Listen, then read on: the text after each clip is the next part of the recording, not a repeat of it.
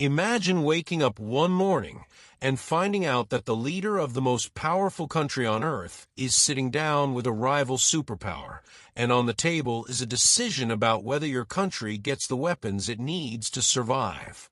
That is exactly what is happening right now with Taiwan. And the consequences of what Donald Trump decides in the coming days could reshape the balance of power in Asia for decades to come. Stay with me, because this story is moving fast and every single detail matters. Welcome back to the channel. If you're new here, this is where we break down the biggest geopolitical stories on the planet. No spin, no fluff, just the real picture. And if this kind of deep analysis is what you've been looking for, do yourself a favor right now. Hit that like button and subscribe. It genuinely helps us keep bringing you content like this. Now let's get into it. On Monday, February 16th, 2026, President Donald Trump stood in front of reporters and dropped a statement that sent shockwaves through Washington, Taipei, and Beijing all at the same time. When asked about Chinese President Xi Jinping's opposition to a planned weapons deal with Taiwan, Trump said, and I'm going to quote him directly here, "I've talked to him about it. We had a good conversation and we'll make a determination pretty soon." Just like that. Simple words. But those simple words carry enormous weight. Because what Trump just told the world is that he is consulting the leader of the People's Republic of China before deciding whether to arm a democratic island that Beijing has vowed to bring under its control, by force if necessary. Let that sink in for a second. For decades, the United States has operated under a very specific framework when it comes to Taiwan. It is a framework built on 3 pillars. The first, and the only one that has been formally written into law, is the Taiwan Relations Act, passed by Congress back in 1979, the very same year the United States established formal diplomatic relations with the People's Republic of China and severed official ties with Taiwan. That law legally binds the United States to provide Taiwan with the means to defend itself, and it treats any military threat against the island as a matter of American security concern. The second pillar is what foreign policy experts call strategic ambiguity, the deliberate policy of keeping Beijing guessing about whether or not Washington would actually send troops to defend Taiwan if China attacked. And the third pillar is the understanding that arms sales to Taiwan are a matter between Washington and Taipei, full stop. China doesn't get a seat at that table. Or at least, that's how it has always worked. Until now. Political science professor Lev Nachman at National Taiwan University put it plainly. Experts say Trump's comment might violate decades-old foreign policy principles defining the United States' relationship with self-ruled Taiwan. And that is a massive deal, folks. Because the moment you invite Beijing into the conversation about what weapons Taiwan can or cannot receive, you're fundamentally shifting the power dynamic across the entire Taiwan Strait. Now, to understand why this moment is so explosive, we need to go back a few months. Because this story doesn't start on February 16th. It starts in December of 2025, when the Trump administration announced the largest arms sale package in American history to Taiwan, a deal valued at over $11.1 billion. $11.1 billion. That package included medium-range missiles, drones, and howitzers. It was a massive signal of American commitment to Taiwan's self-defense. And Beijing did not take it quietly. China's response was swift and, frankly, terrifying in its scale. On December 29th and 30th of 2025, the People's Liberation Army launched what it called Justice Mission 2025, the largest military exercises ever conducted around Taiwan. We're talking about the PLA Navy, Air Force, Rocket Force, and Coast Guard all operating simultaneously in a coordinated simulation of a full maritime blockade of Taiwan. More than 130 aircraft sorties were recorded entering Taiwan's air defense identification zone in just 2 days. 14 warships and at least 15 Coast Guard vessels were deployed. Missiles were fired. Long-range live-fire exercises targeted the Taiwan Strait, one of the world's busiest shipping lanes, for the first time since 2022. And rockets were fired into Taiwan's contiguous zone, the 12 nautical mile buffer surrounding the island's territorial waters. The scale of the disruption was staggering. 941 flights were disrupted. 857 international flights and 84 domestic flights were canceled or delayed. More than 100,000 travelers were left stranded. Taiwan's Civil Aviation Administration confirmed that the exercises had effectively shut down the island's international air routes for nearly 10 hours.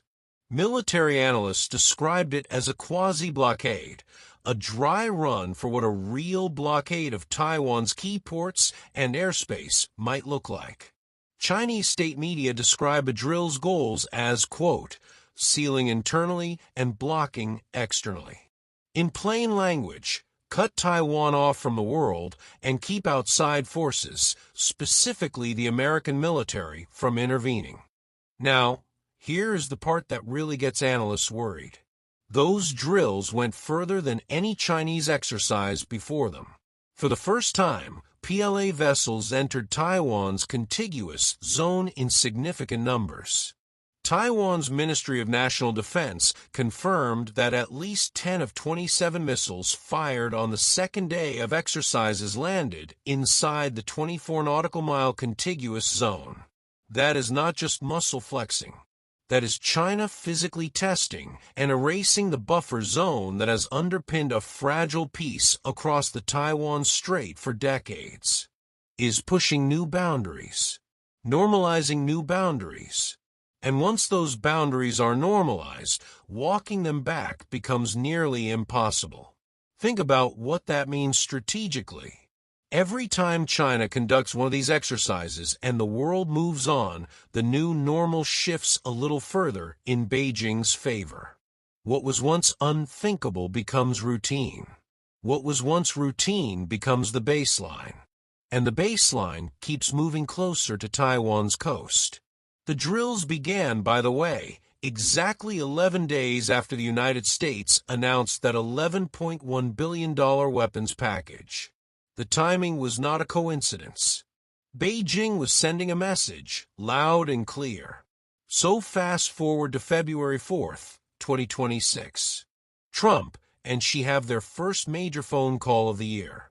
According to the Chinese Foreign Ministry's readout of that call, Xi told Trump that the Taiwan issue is, quote, the most important issue in China-United States relations. And he warned Trump that the United States must handle the arms sales to Taiwan with utmost caution and prudence. He made clear that China, quote, will never allow Taiwan to be separated, and that Beijing considers the island's reunification with the mainland a matter of its own territorial integrity. No room for negotiation. No ambiguity on Beijing's side. And what did Trump say publicly about the call? He posted on Truth Social that it was an excellent conversation. He said his personal relationship with President Xi is an extremely good one. He talked about trade, Ukraine, Iran, Chinese purchases of American oil and gas. And then, 12 days later, he tells reporters he's been discussing the Taiwan arms deal directly with Xi. Now, let's be fair here. Trump is a deal maker. That is his brand, his self-image, his governing philosophy. He sees everything through the lens of negotiation. And from a purely transactional perspective, you can see the logic. If Xi is going to make noise about Taiwan weapons, you talk to Xi and see what you can get in return. Maybe a better trade deal. Maybe more Chinese purchases of American energy. Maybe some concession on the Ukraine peace process. That's the Trump playbook. But here's the problem. Taiwan is not a chip in a poker game.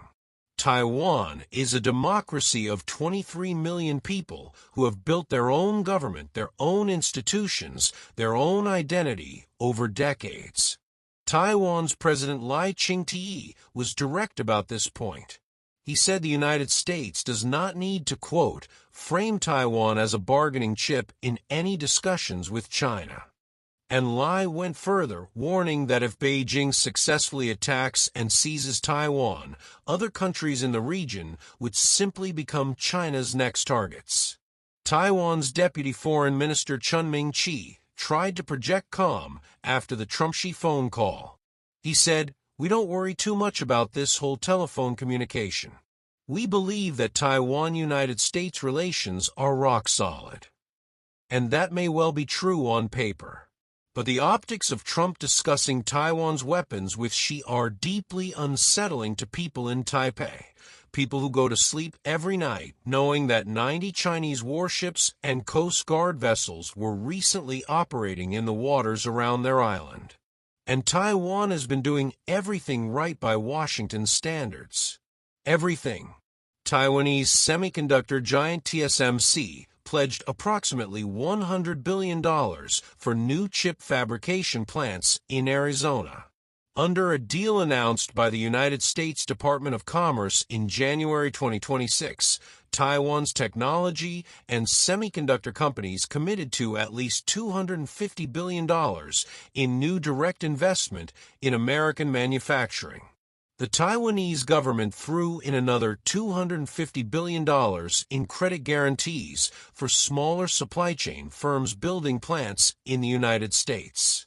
Taiwan is also ramping up its own defense spending to 3.3% of GDP by 2026 and all the way to 5% by 2030, the largest defense spending increase in Taiwan's history.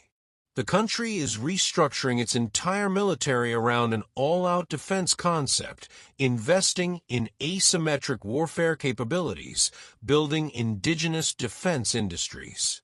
Taiwan is doing what Washington has been asking allies and partners to do for years: spend more on your own defense, reduce reliance on American troops, and contribute more to the alliance.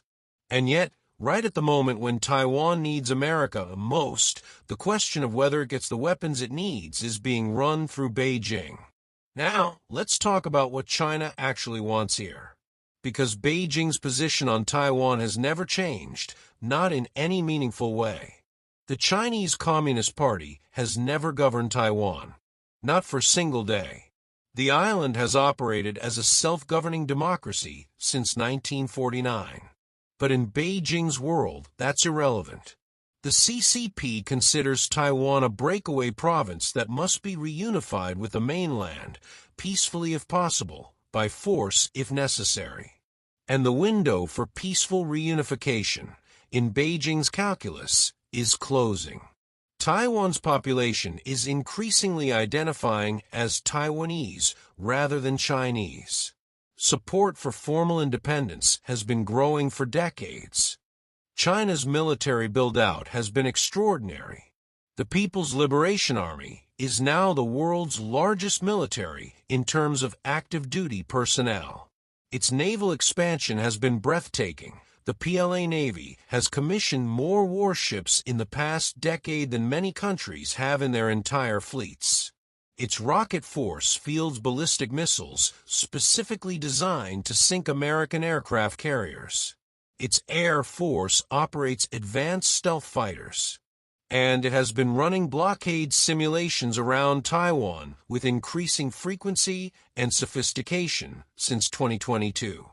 The Pentagon's 2025 China Military Power Report, released in December of last year, identified 4 main scenarios through which the People's Republic of China could move to bring Taiwan under its control: a coercion campaign short war, a joint firepower strike campaign, a joint blockade campaign, and a full joint island landing campaign. The report characterized the island landing campaign as the most attractive option for Beijing from a military standpoint because it is decisive.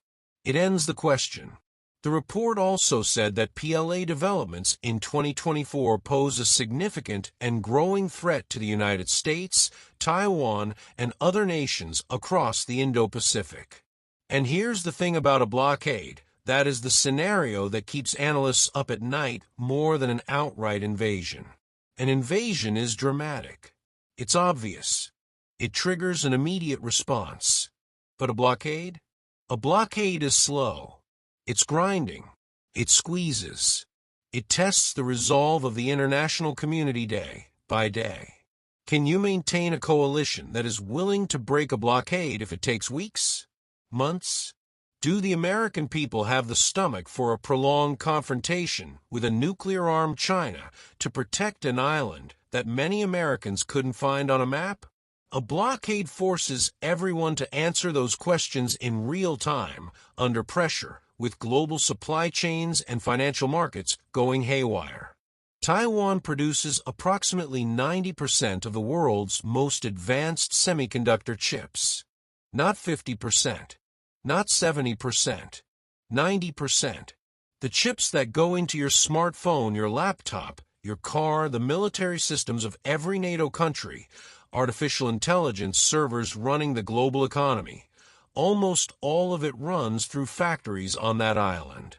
If Taiwan falls, or if Taiwan is blockaded, the global technology supply chain doesn't just take a hit. It shatters. The economic consequences would make the COVID-19 supply chain crisis look like a minor inconvenience. That is why, as political scientist Lev Nachman pointed out, Trump is keenly aware of how important Taiwan is to the United States' current economic growth.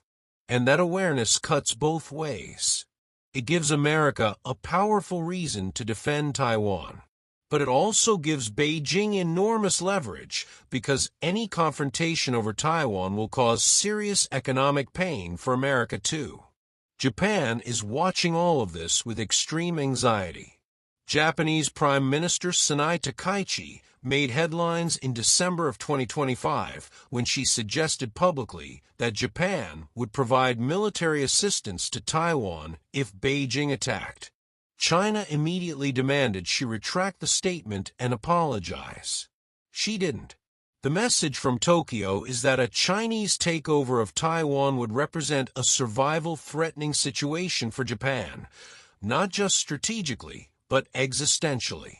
Taiwan sits astride the sea lanes through which Japanese oil, gas, and trade flow. Lose Taiwan, and Japan is surrounded on multiple sides by Chinese military power. The broader regional picture is one of escalating pressure from all directions. The United States, Japan, and Taiwan have all been emphasizing increased defense spending and an expanding military presence across the Indo-Pacific. The Quad, the grouping of the United States, Australia, Japan, and India, has been strengthening cooperation. American Ambassador to China David Perdue met with Quad ambassadors in Beijing in December of last year, a symbolic display of solidarity that Beijing took note of. But symbols only go so far when one side is willing to use live ammunition. Here is the central tension in this entire situation, and I want you to really think about this. On one side, you have the Taiwan Relations Act, a law passed by the United States Congress that legally obligates America to provide Taiwan with defensive weapons. It is not optional. It is not at the president's discretion in terms of whether Taiwan gets weapons at all. On the other side, you have a sitting American president who has said explicitly that he discusses those weapons with Beijing before deciding. That creates a fundamental contradiction at the heart of American policy. And contradictions of this kind in geopolitics tend to get resolved eventually, usually at a moment of crisis when there's no more time for ambiguity. The Global Taiwan Institute put it clearly in a recent analysis.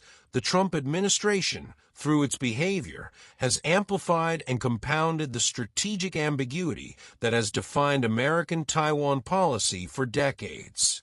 You have record arms sales on the one hand and quiet consultation with Beijing on the other.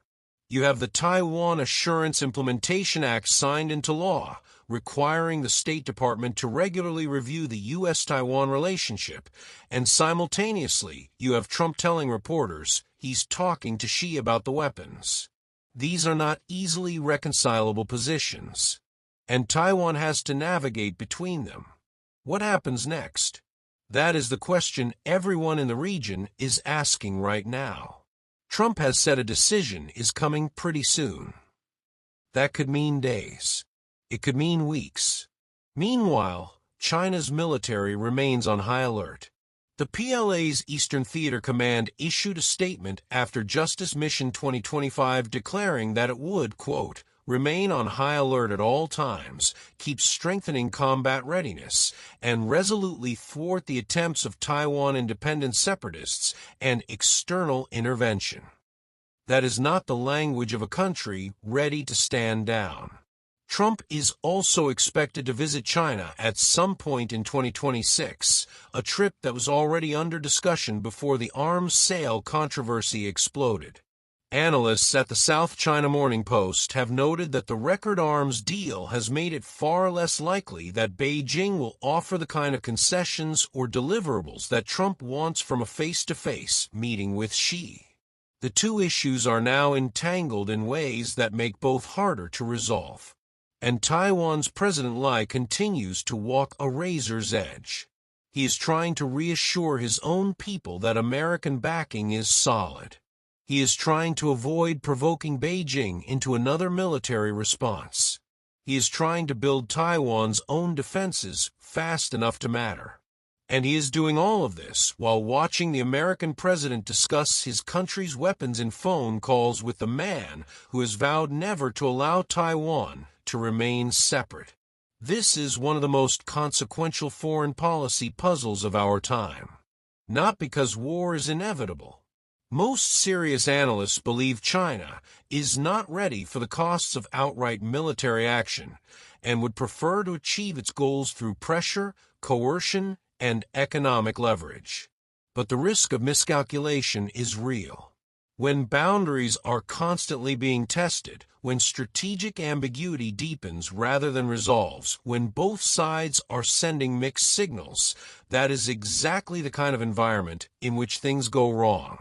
Not because anyone planned for them to go wrong, but because the space for error narrows until there is no margin left.